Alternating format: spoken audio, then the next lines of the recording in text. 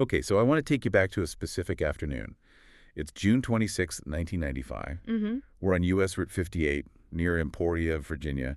It's that kind of hot, humid, sticky summer afternoon. A Volkswagen van is driving along, and then just in a split second, it drifts off the road. And slams into two pine Yeah. trees.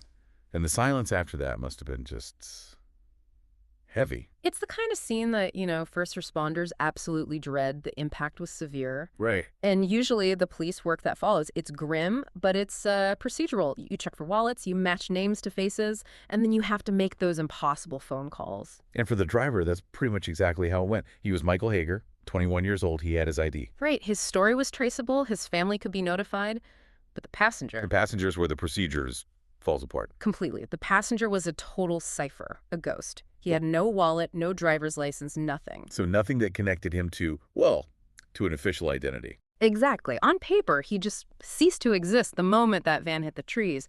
For 20 years, he wasn't a person with a name or a family. He was a case file. And that is the mystery we are diving into today.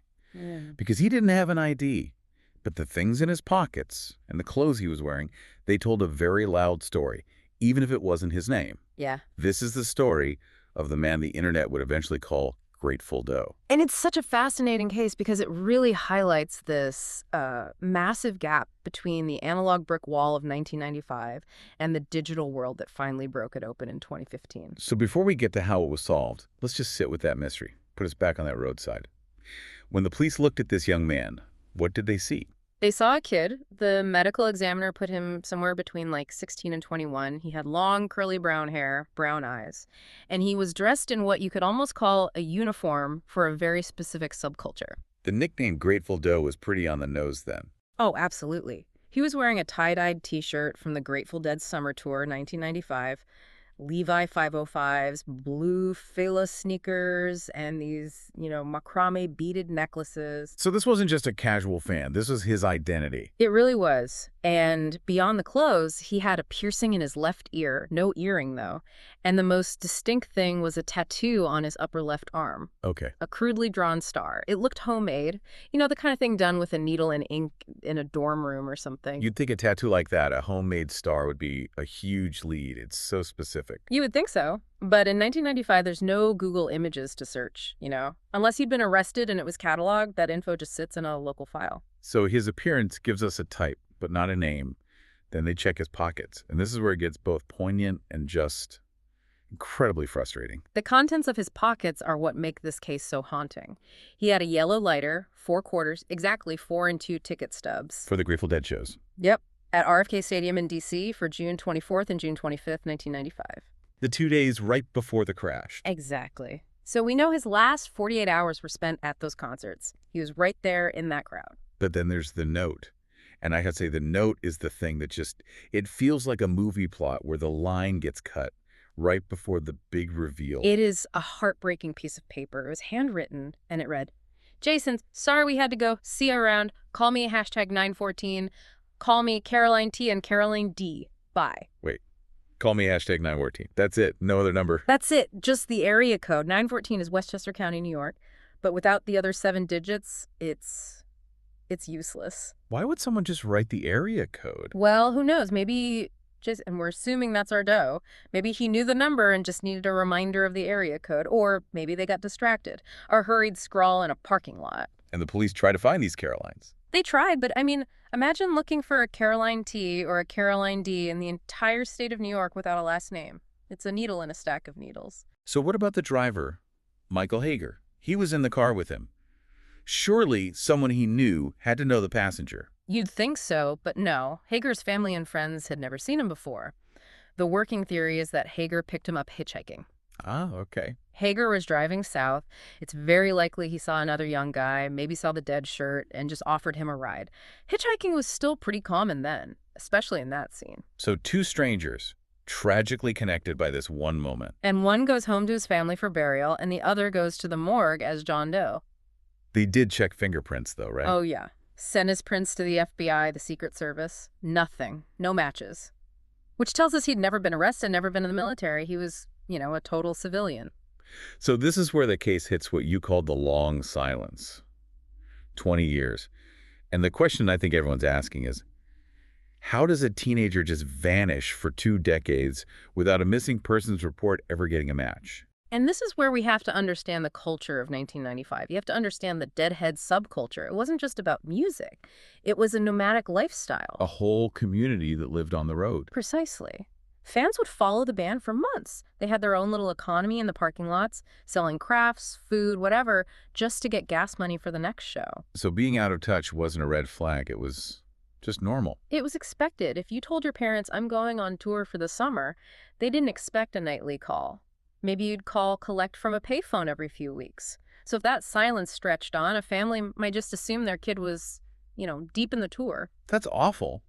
So Yeah. they're thinking he's just living his life, maybe out in California, while he's actually unidentified in a morgue in Virginia. Exactly. They assumed he was independent, an adult. They didn't assume he was dead. They assumed he was just distant, And the police are stuck. completely stuck. Trooper T.E. Jones, one of the investigators, was quoted in '96 saying he just wanted to close it out and give the boy his name back. But without a missing persons report from the family, there was nothing to match the body to. It's a tragedy of disconnection. So the file just sits in a box. Mm. But then the world changes. Yeah. The internet happens. And that is the pivot point. Yeah. We jump to 2015, and the whole landscape has shifted. We have the rise of, citizen sleuthing. Right. Communities like Web Sleuths, Reddit, the Doe The- Network. Yes. Regular people spending their free time trying to connect the dots. Yeah. And in January 2015, one specific effort just lights a fire under this case. Okay. A Reddit user, handle gray metal, decides this case has been cold for way too long. They make this post on Imgur. The title was, "Do you recognize me? I have been without my name for nearly 20 years." Wow. That title alone. It gives him a voice. It's so powerful, and the post included this computerized facial reconstruction that the National Center for Missing and Exploited Children had made back in 2012. It also had photos of the shirt, the tattoo, the note. And it didn't just sit in a file. It moved. It went viral, but in a very targeted way. It spread through Deadhead forums, true crime groups on Facebook. It was asking the right people the right questions. Did you tour in '95? Did you know this guy? It actually worked. It worked. A man is just scrolling the internet one day and sees the post. He stops. He realizes he's looking at his old roommate. No way. Yeah. But, and this part is crazy to me, he didn't know the guy's last name. He didn't, and that just goes back to how transient that lifestyle was. He'd crash with people, work a temp job, and move on. He just knew him as Jason. So what convinced him it was the same guy? A sketch can look like a lot of people. It was everything together. He'd lived with this Jason in Illinois in late '94, early '95. He knew Jason was a massive deadhead. He knew about the homemade star tattoo. He even knew he'd worked at a McDonald's. Okay, the tattoo plus the name Jason, which matches the note, that is really compelling. It is. But the roommate had the smoking gun. He had pictures, Actual photographs. actual photos of Jason from 1995.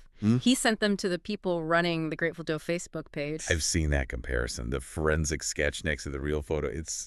It's undeniable. It was the breakthrough. They had a face, a first name, but they still needed that legal confirmation. They needed his family. So the photos go up on the Facebook page, and then a notification comes in that just changes everything. A woman named Margaretta Evans, she's in Myrtle Beach, South Carolina. She sees the post, looks at the photo of this boy with the curly brown hair, and she recognizes her son. I cannot imagine that moment. To think your son is just out there somewhere and that you find him on a John Doe page. She left a comment right on the post. It just said, "OMG, this is my son." It's such a raw, modern way to break a 20-year silence. Wow. She immediately contacted police, and this is crucial. She filed a missing persons report in January 2015. Wait, she filed it after she saw the post? Yes. 20 years later, she said she never knew where to file it. She didn't know if he was in New York or California or anywhere. She was just paralyzed by not knowing where to even start. So we finally have a name. Jason Patrick Callahan. He was 19 years old. But the internet solving it isn't enough for a death certificate. Yeah. They needed the science to back it up. Correct. So they found Jason's half-sister, Shannon Michelson. They got a DNA sample from her to compare against the remains from Virginia. And it was a match. A confirmed match. Grateful Doe was Jason Callahan. The sister's reaction really stuck with me. It was more than just relief. There was this profound sadness. Incredibly bittersweet. Shannon hadn't seen him since she was a little kid because their parents had separated. She told reporters she spent her whole life hoping her big brother would just knock on her door one day so they could reconnect. Instead, the knock was the news he'd been gone all along. It really reframes the whole mystery aspect of this. You get caught up in solving the puzzle, but the solution is a family's absolute worst nightmare being confirmed. That's the truth of these cases. Solving it brings answers, but it doesn't bring a happy ending. It just brings truth. I want to go back to the how of this, because it wasn't the detective pounding the pavement that found him. It was us, the crowd. It's a perfect example of crowdsourced justice. The public isn't just a passive audience anymore, they're active participants.